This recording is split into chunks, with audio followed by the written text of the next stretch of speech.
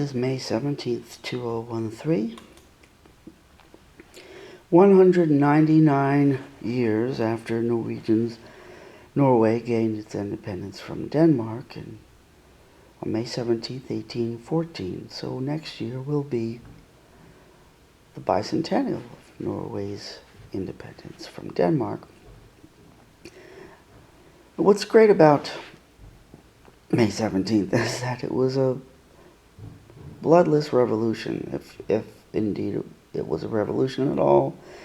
Norway gained its own independence without anybody killing anybody.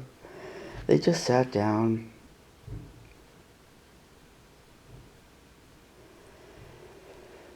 and said, we want to, we are our own people, our own country. We want to be our own country, that's it. And they said, all right, can we agree on it? Sure, okay, sign here, shake hands, and that was it. Now, I think they transferred, what happened in 1814 was some kind of a transfer of official sovereignty from Denmark to Sweden, which I think Norway managed to finally get loose from in the 1880s. I'm not absolutely certain. So, but eventually they got really independent. And exactly what kind of authority Sweden continued to have over Sweden for the next 60 or 70 years, I'm not exactly sure. But anyhow, bloodless revolution. How many independence days of any countries celebrate bloodless revolutions?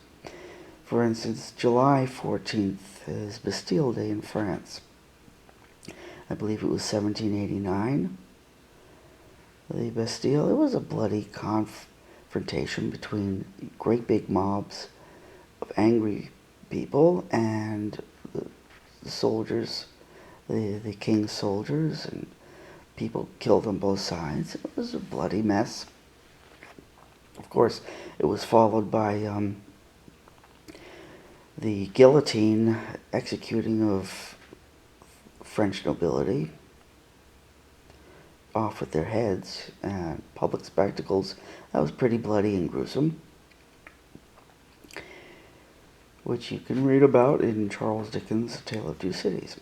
And of course, July 4th in the United States. What does that celebrate?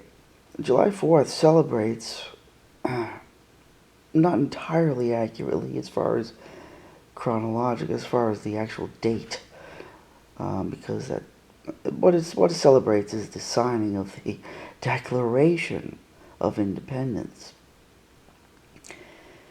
For some reasons, we have designated July 4th, but that thing was signed over several days, and somehow it was somewhat arbitrarily designated as July 4th.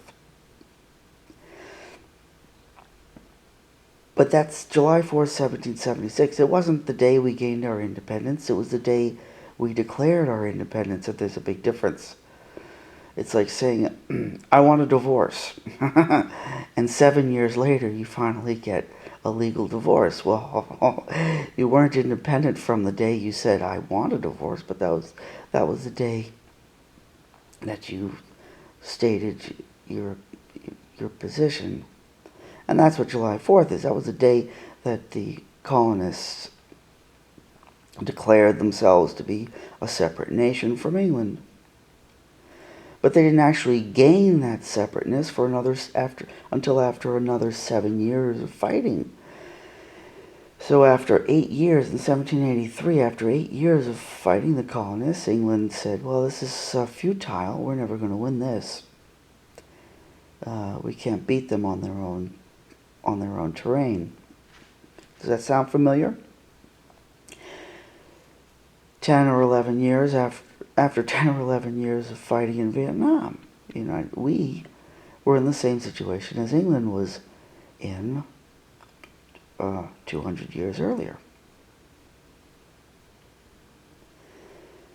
We said we can't was futile. We couldn't win the war in Vietnam, so we just said, fuck it.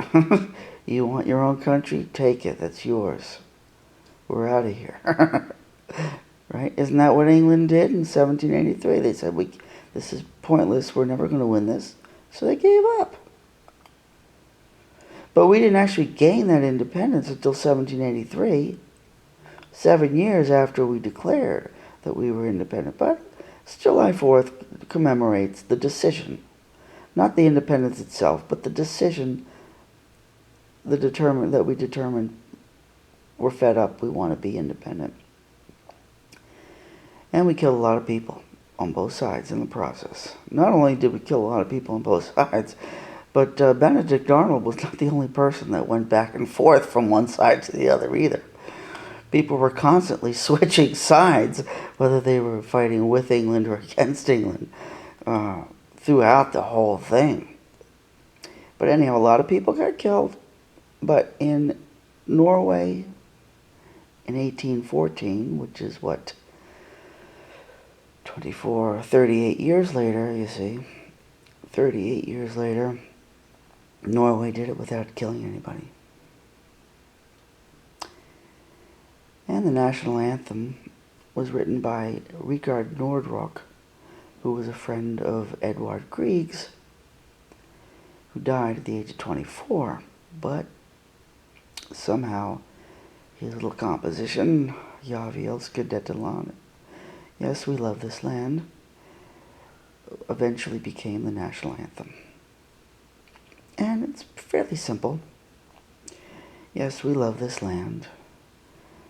And love this land and think of your father and mother. And the saga nights, something about saga dreams over the land, blah, blah, blah. Anyhow, next year, 2014, will be 200 years. It'll be the bicentennial of May 17th.